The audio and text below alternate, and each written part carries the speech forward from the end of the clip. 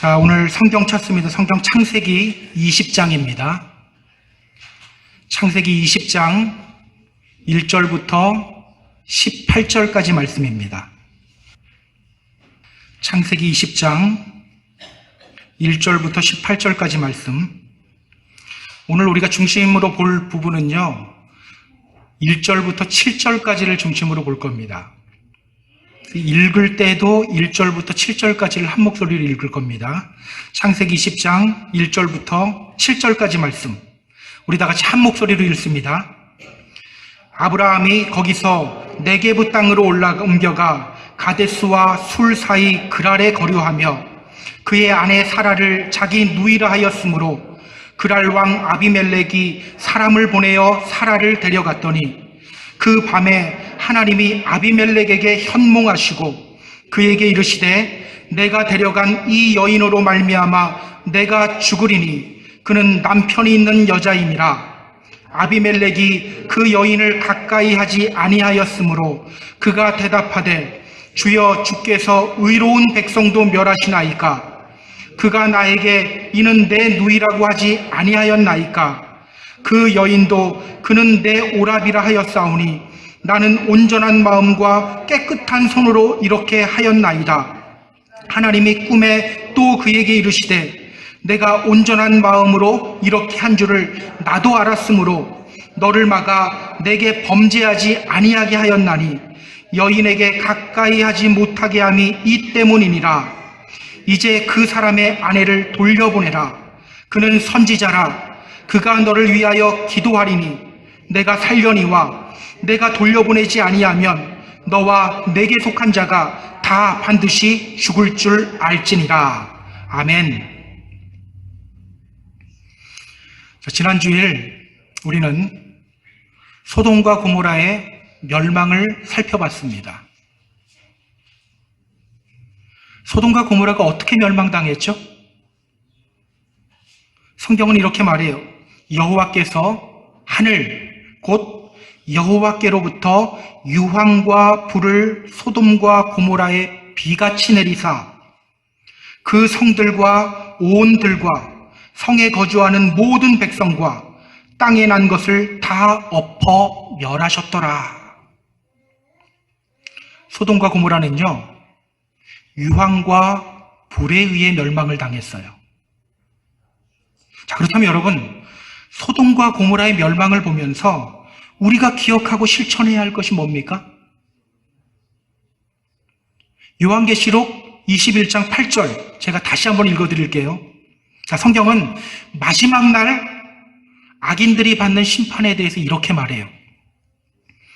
그러나 두려워하는 자들과 믿지 아니하는 자들과 흉악한 자들과 살인자들과 음행하는 자들과 점술가들과 우상숭배자들과 거짓말하는 모든 자들은 불과 유황으로 타는 못에 던져지리니 이것이 둘째 사망이라. 불과 유황으로 타는 못에 던져지리니. 소돔과 고모라도 유황과 불에 의해 멸망당했고요. 마지막 날 악인들이 받는 심판도 유황과 불에 의한 심판이에요. 자, 그렇다면 여러분, 소돔과 멸망을 보면서, 소돔과 고모라의 멸망을 보면서 우리가 기억하며 실천해야 할 것이 뭡니까? 마지막 날, 심판의 날을 기억하며 준비하고 깨어 있어야 합니다. 마지막 날, 심판의 날을 기억하며 준비하며 깨어 있어야 돼요. 예수님이 말씀하시죠. 주의하라. 깨어 있으라. 깨어 있으라. 내가 너희에게 하는 이 말은 모든 사람에게 하는 말이니라. 늘 깨어 있어야 돼요. 여러분, 한 주간 깨어 있었나요? 목사가 이런 질문하면 정말 싫죠. 그래도 물어봐야 돼요. 한 주간 동안 깨어 있었습니까? 깨어있기 위해서 우리가 실천해야 할 것이 뭐죠? No turning back.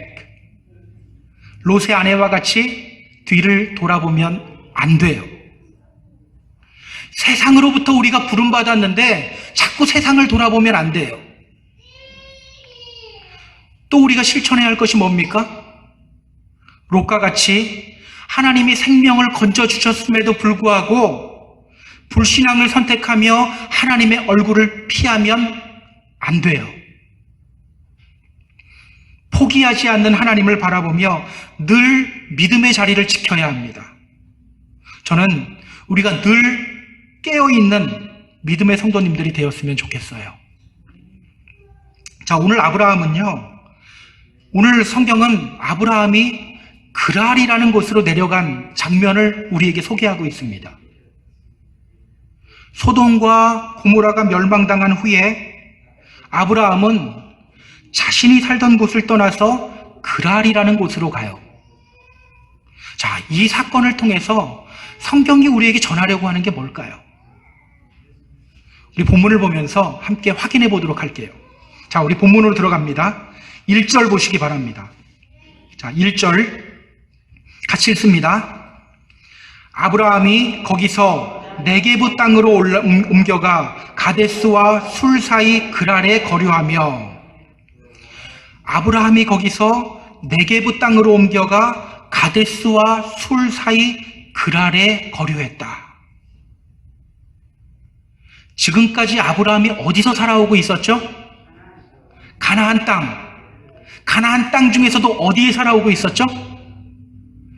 이거 맞히는 분 제가 상 주려고 그랬는데 마치기 전에 제가 대답하겠습니다. 헤브론에서 살아오고 있었어요. 헤브론, 이 말은요, 컬리그, 동료 또는 friend, 친구, 여기서 나온 단어예요. 그렇게 아브라함은 하나님과 친구처럼 교제하는 자리인 헤브론에서 20년이 훨씬 넘게 살아오고 있었어요. 그런데 오늘 그는 그 헤브론을 떠납니다. 아브라함이 어디를 향해 가죠?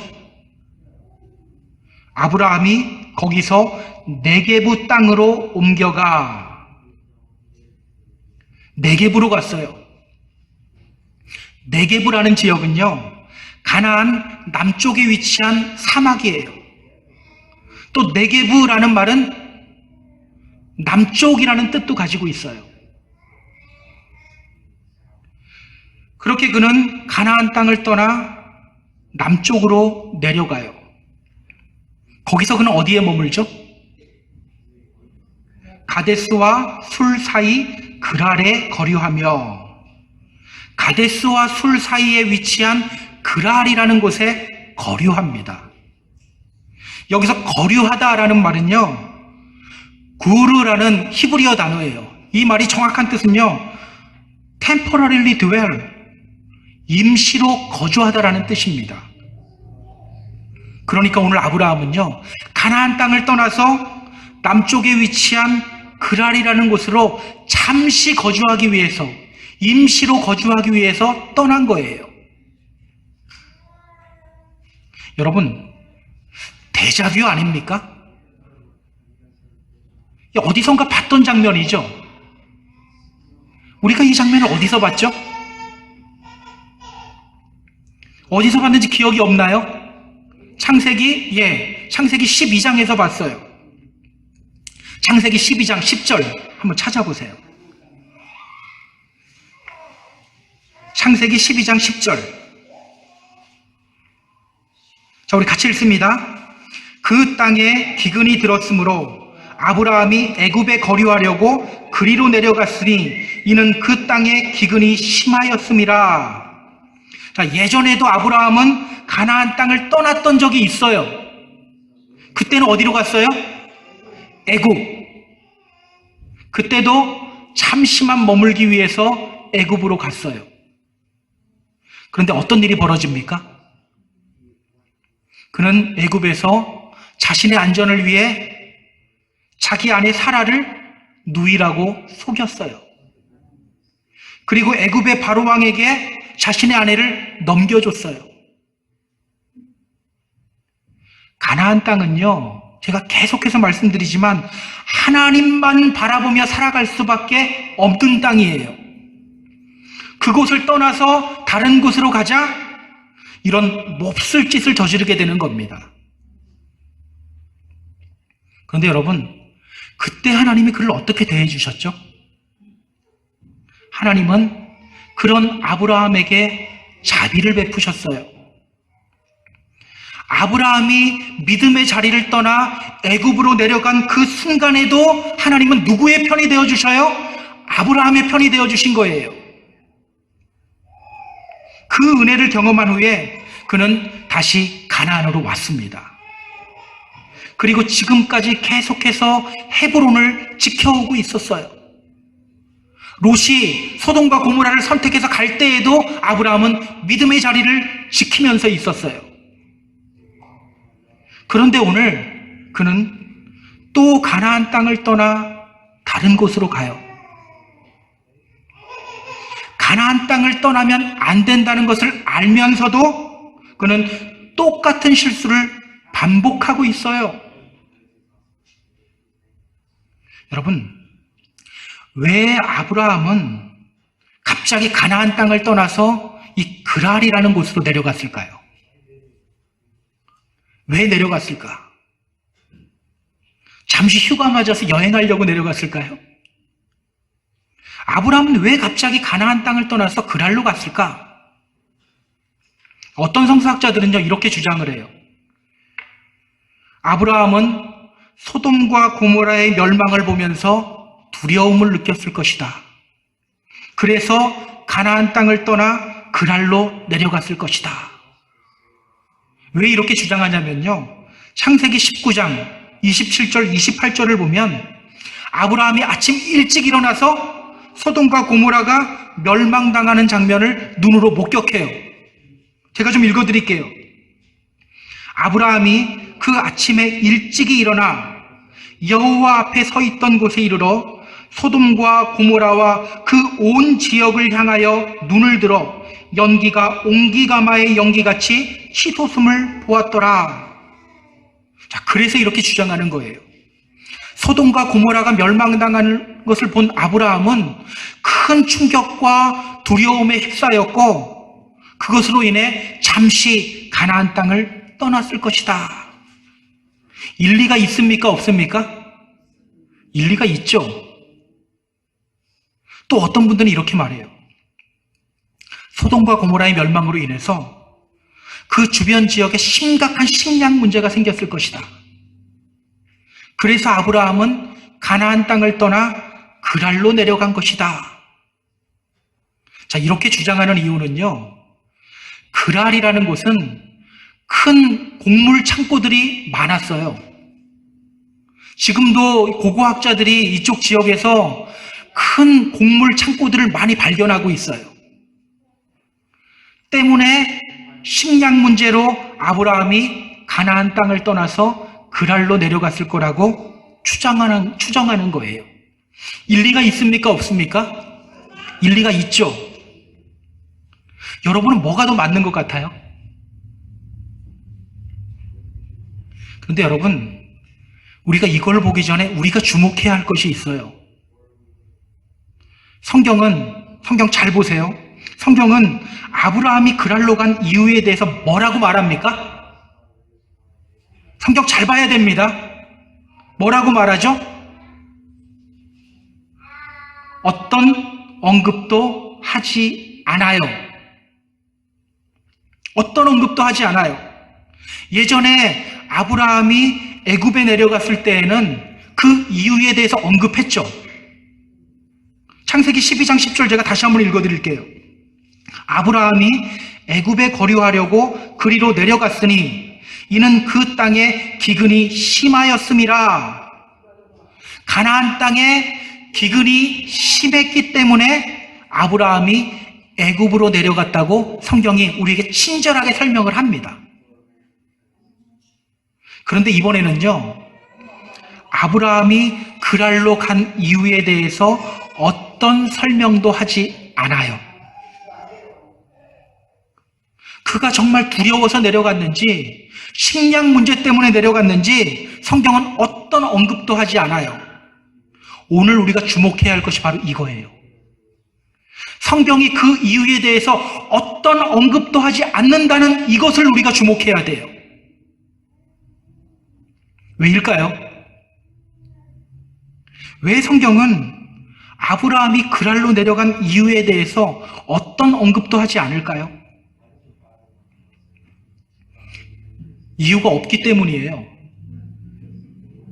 이유를 대도 이유가 아니기 때문이에요. 무슨 말인지 이해되십니까? 어떤 변명이나 핑계도 그것이 이유가 될 수 없기 때문입니다. 예전에 애굽으로 내려갔을 때에는요, 아브라함이 하나님 믿은 지 얼마 안 되는 시점이에요. 그러나 지금은 다르죠. 그는 이미 한 차례 실수를 통해 교훈을 얻었어요. 그리고 지금까지 수많은 하나님의 역사를 경험했어요. 하나님의 은혜를 경험했어요. 하나님과 언약도 수차례 맺었어요. 그러니 이제는 이유가 있어도 없는 거예요. 이유될 필요가 없는 거예요. 그렇다면 여러분, 이것을 통해 성경이 오늘 우리에게 전하는 메시지가 뭘까요? 자, 우리 믿음의 성도들이 알면서 죄를 짓는 경우가 있죠. 어떤 분들은 또 이렇게 말하더라고요. 일단 죄 지어. 죄 짓고 회개하면 돼. 이렇게도 이야기하더라고요. 다 알면서 짓는 죄예요. 기억하세요. 우리 믿음의 성도들이 알면서 짓는 죄, 그 죄는요, 변명이나 핑계가 없어요. 어떤 이유도 그건 이유가 될 수 없어요. 예를 들어 볼까요? 하나님은 다른 사람을 섬기고 사랑하라고 했어요. 나는 그 사람을 미워하면서 험담했어요. 그러면 어떻게 해야 합니까? 하나님, 잘못했습니다. 이거면 끝이에요. 하나님, 잘못했습니다. 제가 다른 사람을 사랑하지 못했습니다. 미워했습니다. 흉봤습니다. 이거면 끝이에요. 그런데 거기다 대고 이런 이유를 대는 경우가 있죠. 하나님, 그 사람이 저한테 이렇게 해서. 그게 이유가 된다, 안 된다? 안 된다는 거예요. 우리가 이걸 볼 수 있어야 돼요. 이유가 안 돼요. 사실 우리들요, 다 알면서 죄 지어요. 내가 짓는 죄 중에 모르고 짓는 죄 얼마나 될 것 같으세요? 전 단 1도 없을 것 같아요. 다 알면서 죄 지어요. 핑계대지 마시기 바랍니다. 그냥 하나님 앞에 무릎 꿇고 제가 죄인입니다. 회개하는 저와 여러분이 되었으면 좋겠어요. 자, 우리 믿음의 자리를 떠난 아브라함이 그곳에서 어떤 일을 저지르게 되는지 우리 같이 한번 확인해 보도록 하겠습니다. 2절 보세요. 자, 2절 같이 읽습니다. 그의 아내 사라를 자기 누이라 하였으므로 그랄 왕 아비멜렉이 사람을 보내어 사라를 데려갔더니, 한숨이 나오죠. 거기서 그는 자기 아내 사라를 자기 누이라고 거짓말해요. 그리고 그랄 왕 아비멜렉에게 사라를 넘겨줘요. 이것도 데자뷰죠. 예전에 애굽으로 내려갔을 때에도 그는 자신의 아내 사라를 누이라고 속였어요. 그리고 애굽 왕 바로에게 아내 사라를 넘겨줬어요. 그런데 이번에도 똑같은 일을 저지르고 있는 거예요. 하지 말아야 할 것을 또 반복하고 있는 거예요. 참 안타깝지 않습니까? 자, 그런데 여기서 잠깐, 이걸 좀 깊게 나가기 전에 여기서 잠깐, 여러분 이 장면이 이해가 되세요? 이 장면이 이해가 되세요? 이때 사라의 나이가 몇 살이죠? 89세예요. 89세. 89세인 할머니를 아비멜렉이 자신의 아내로 삼은 거예요. 자, 여러분, 나이 들어서도 이렇게 기죽지 마세요. 우리 청년들 보면 예쁘죠? 보면서 이렇게 말할 수 있어요. 너 늙어봤냐? 난 젊어봤다. 뭐 이렇게도 말할 수 있어야 됩니다. 근데 이걸 이야기하려고 하는 건 아니고요. 89세인 할머니를 아비멜렉이 자신의 첩으로 데려갔다. 이것을 우리가 어떻게 이해해야 될까? 어떤 분들은 이렇게 주장하더라고요. 하나님이 이미 태가 끊어진 늙은 사라에게 아들을 주시려고 했기 때문에 다시 젊음을 주셨을 것이다. 여러분은 이 주장에 대해서 어떻게 생각하세요?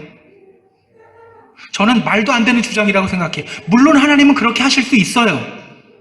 그런데 왜 이게 말이 안 되냐면요.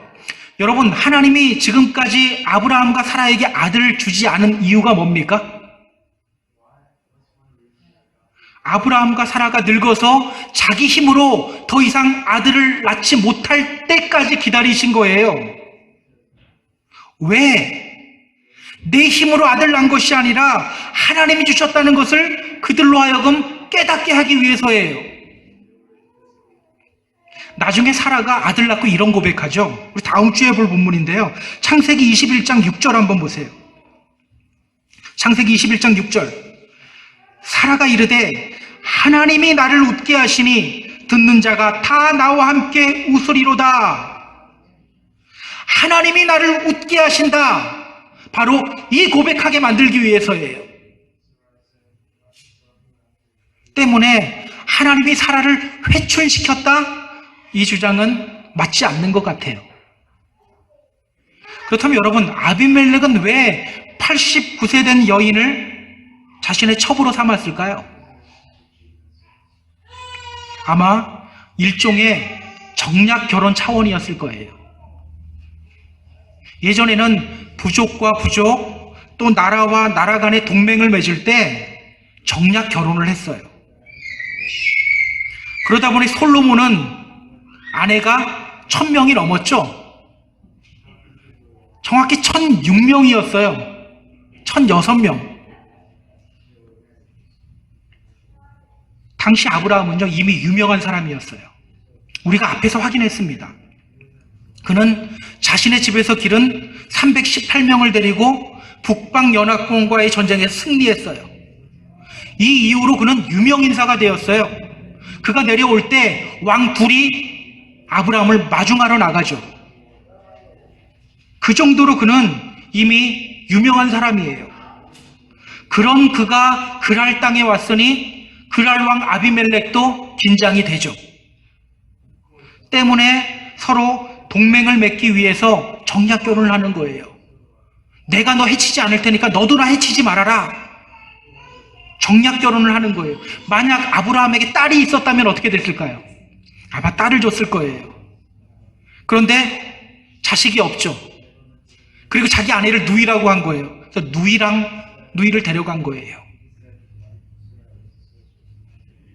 어쨌든 지금 아브라함은요, 예전에 지었던 그 파렴치한 죄를 다시 한번 반복해서 짓고 있습니다.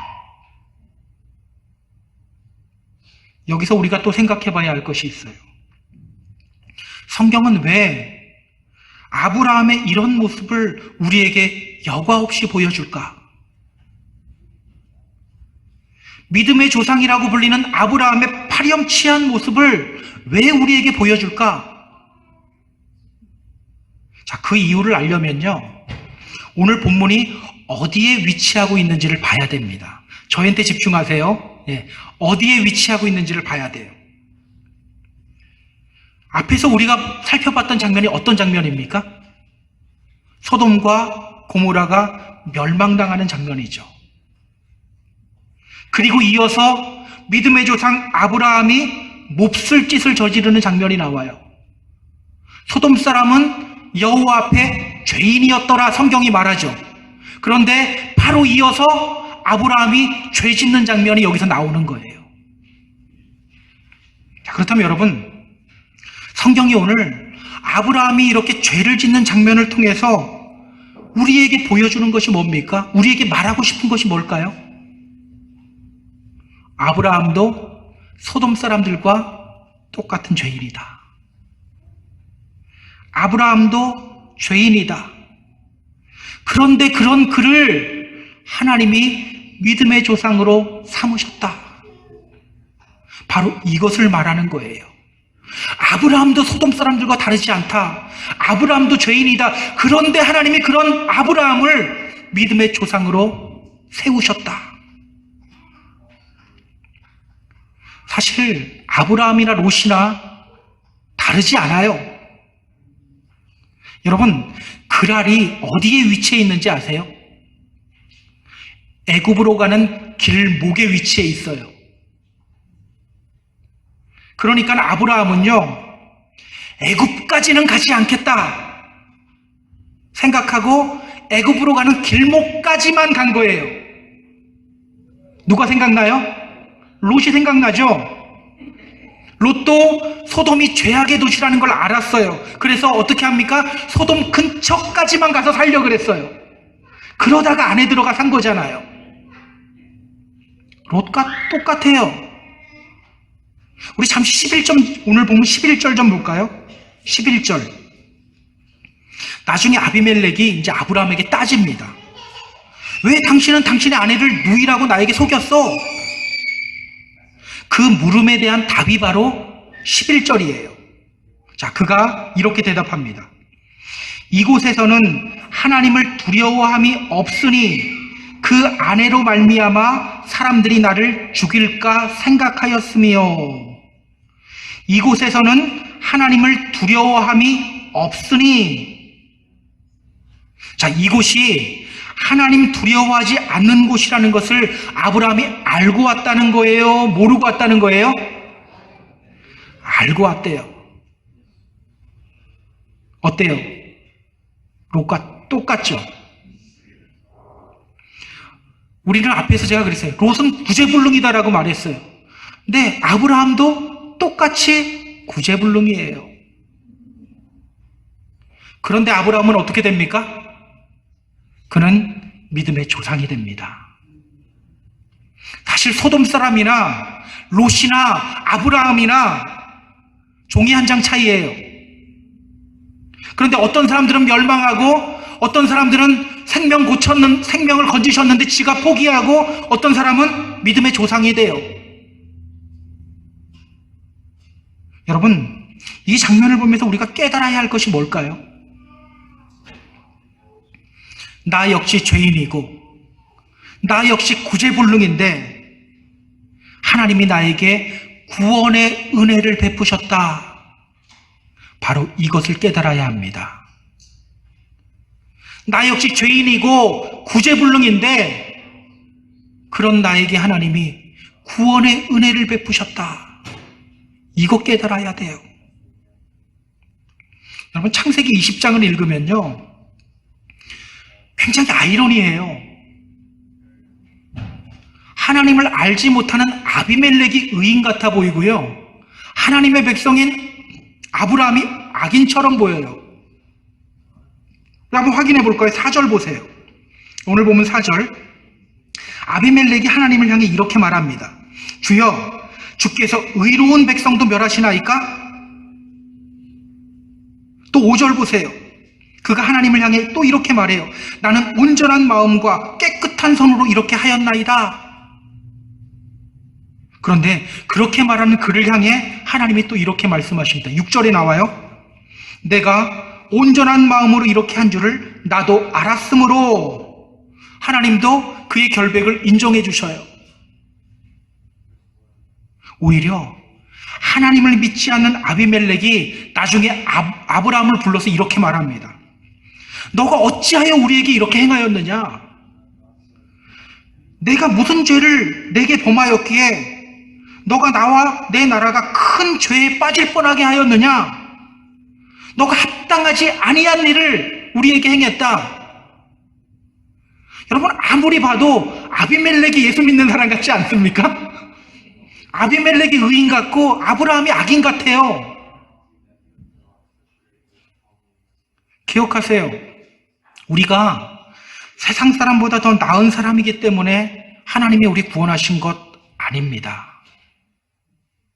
우리가 세상 사람들보다 더 착하기 때문에 하나님이 우리를 구원하신 것 아니에요.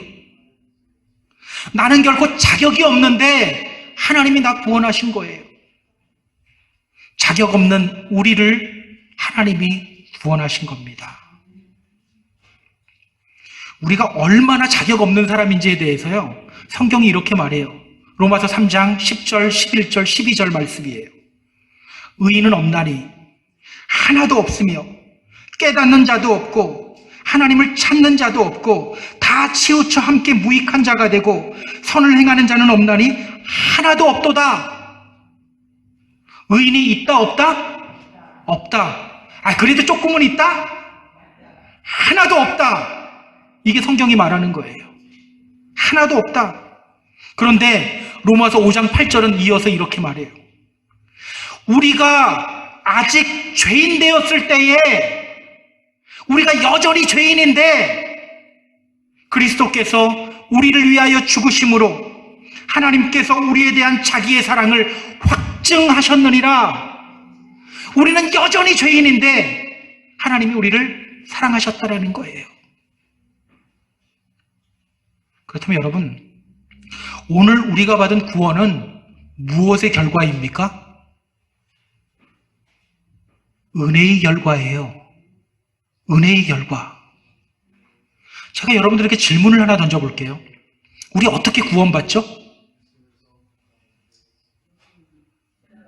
어떻게 구원받습니까? 믿으면 구원받죠. 많은 분들이 이 질문을 받으면 이렇게 대답해요. 믿음으로 말미암아 구원받습니다. 맞아요. 맞는데요. 사실 이렇게 대답하면 50점밖에 안 돼요. 100점짜리 대답이 뭔지 아세요? 믿음으로 말미암아 하나님의 은혜로 구원받습니다. 이게 맞아요. 자꾸 하나님의 은혜를 빼먹기 때문에 내 믿음 자랑하려고 하는 거예요. 하나님의 은혜로 구원받는 걸 알아야 돼요.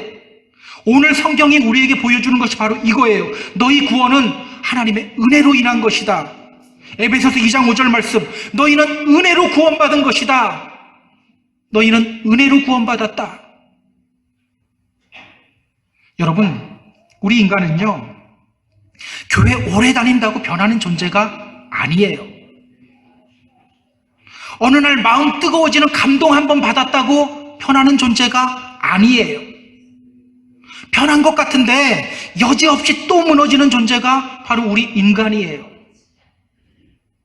자, 우리 잠시 13절 한번 볼까요? 오늘 보면 13절. 오늘 아브라함이 아비멜렉에게 이렇게 말합니다.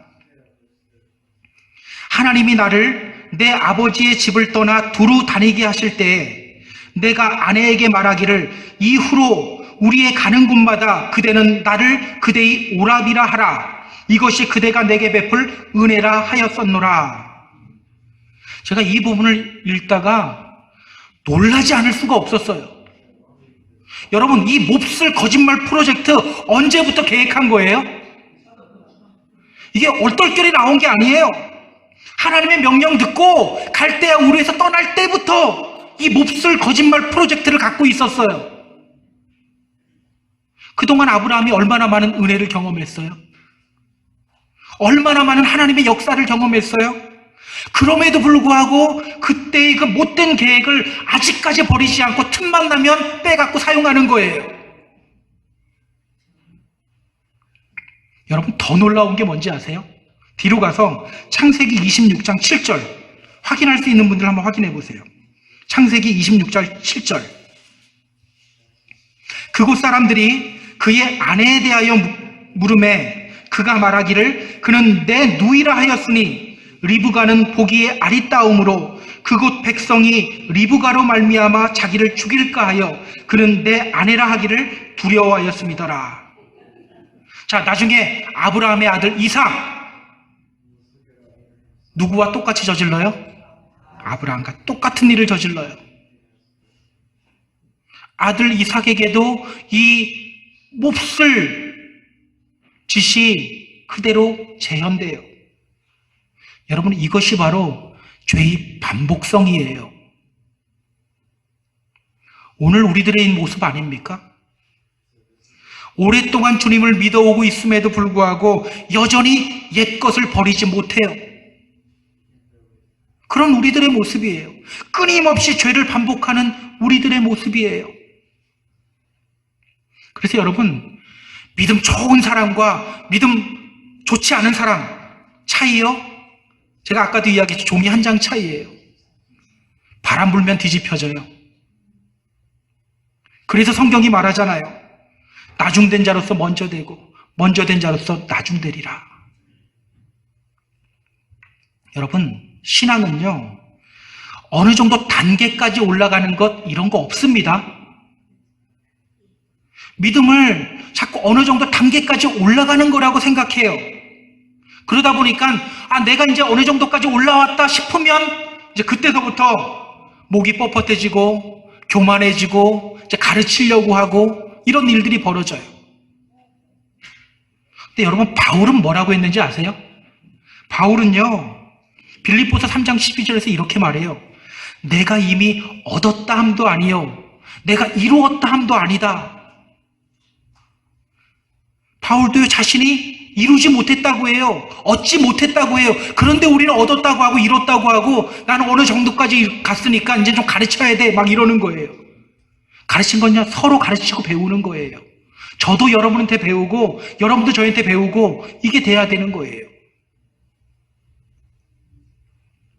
여러분, 우리는 다 언제 넘어질지 모르는 사람들입니다. 목사도요, 언제 넘어질지 몰라요. 제가 다음 주에 올 때 넘어진 상태로 올 수도 있다니까요. 그래서 여러분, 저 위해서 많이 기도해 주셔야 됩니다. 정말 많이 기도해 주셔야 돼요. 성경은 분명히 말합니다. 그런즉 선줄로 생각하는 자는 넘어질까 조심하라. 기억하세요. 이것이 바로 우리의 실체예요. 은혜 받고 새 사람 된 것 같은데 순간순간 옛사람이 불쑥불쑥 올라와요. 끊임없이 죄를 반복해서 지어요. 그런데 그런 우리를 하나님이 어떻게 하신다고요? 우리를 품어주시고 보듬어주시고 구원의 날에 합당한 사람으로 우리를 만들어 가신다는 거예요. 여러분, 얼마나 큰 은혜입니까? 너무 큰 은혜예요.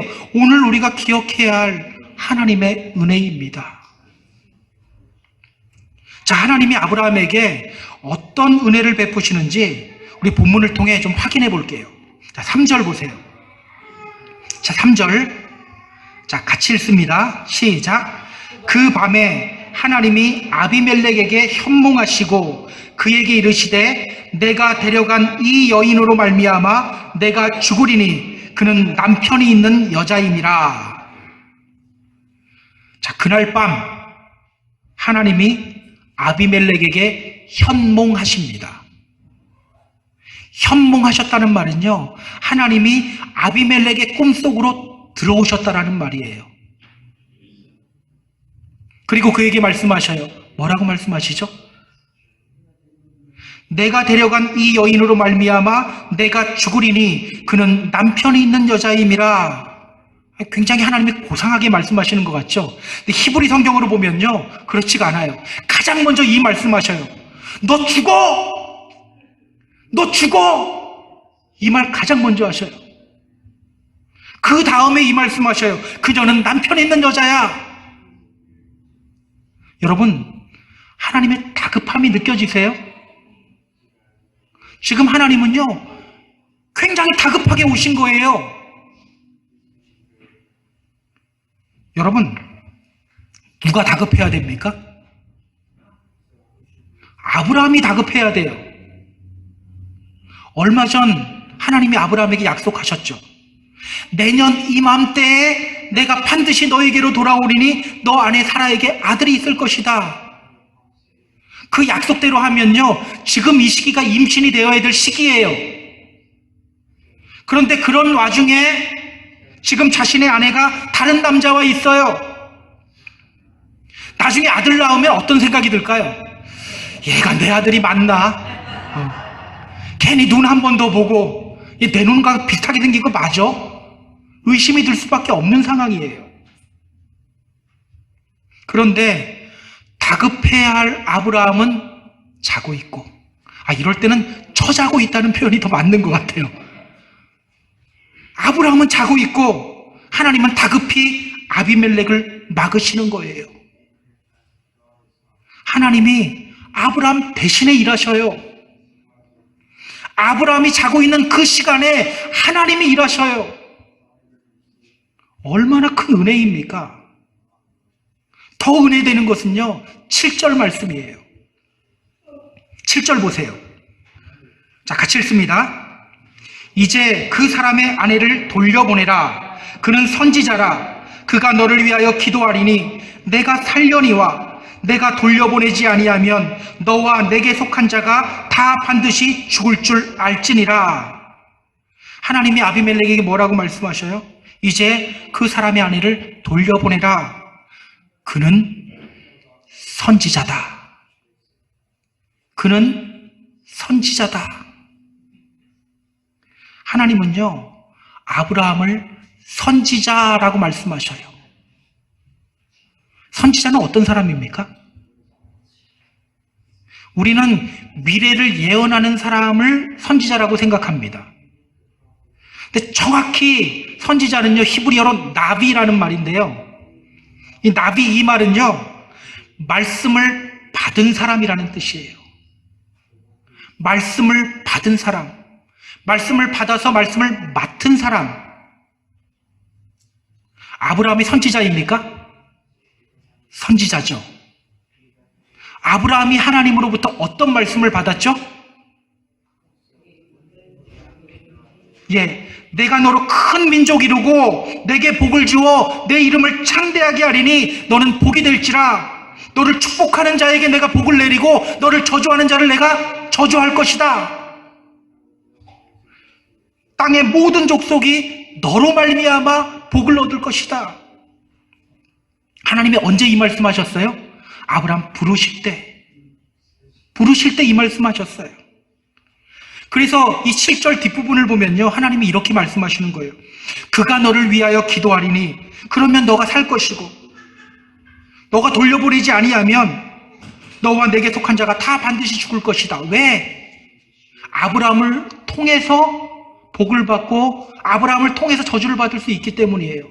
하나님이 그 말씀을 아브라함에게 하셨기 때문에 아브라함은 선지자라고 하는 거예요. 여러분, 너무 은혜롭지 않습니까? 저는 이 부분을 묵상하면서 가슴이 막 뜨거워지더라고요. 너무 은혜로워요. 아브라함은요, 지금까지 그 숱한 은혜를 받았으면서도 여전히 옛사람 버리지 못하고 있어요. 여전히 반복적으로 죄를 짓고 있어요. 그럼에도 불구하고 하나님은 그가 선지자다. 그가 내 말씀을 맡은 사람이다. 말씀하고 계시는 거예요. 믿지 않는 사람들은요, 이게 이해가 되지 않아요. 근데 우리 믿는 사람들은 이런 하나님의 모습이 정말 은혜가 돼요. 왜? 그 은혜가 바로 나에게 부어지고 있는 은혜이기 때문에. 믿으면서도 옛사람 버리지 못하고 믿으면서도 반복적으로 죄를 짓고 있는 나에게 부어지고 있는 은혜이기 때문에. 나에게 부어지고 있는 은혜이기 때문에. 이제 말씀을 정리할게요. 우리 사랑하는 펜사콜라 한인교회 성도 여러분, 저는 오늘 이러한 하나님의 모습이 우리에게 큰 감동이 되었으면 좋겠어요. 우리는 죄인입니다. 바울은 이렇게 고백하죠. 내가 죄인 중에 괴수다. 여러분, 믿음의 교만 버리고 구제불능인 죄인임을 먼저 고백하시기 바랍니다. 그리고 구제불능인 나를 위해 십자가를 지시고 구원의 은혜를 베풀어 주시는 주님을 다시 한번 가슴에 품으시기 바랍니다. 나는 계속해서 죄를 지으며 반복해서 넘어지지만 주님은 나를 일으켜 세워주시며 주님 나라에 합당한 사람으로 만들어 가십니다. 오늘 그 주님의 은혜를 느끼시는 저와 여러분 되었으면 좋겠어요. 은혜로 하루하루, 은혜로 믿음의 발걸음 한 걸음 한 걸음을 살아가는 저와 여러분 되었으면 좋겠어요. 그렇게 주님과 함께 구원의 완성을 이루게 되는 복을 누리는 저와 여러분 다 되기를 주님의 이름으로 축복합니다. 축복합니다.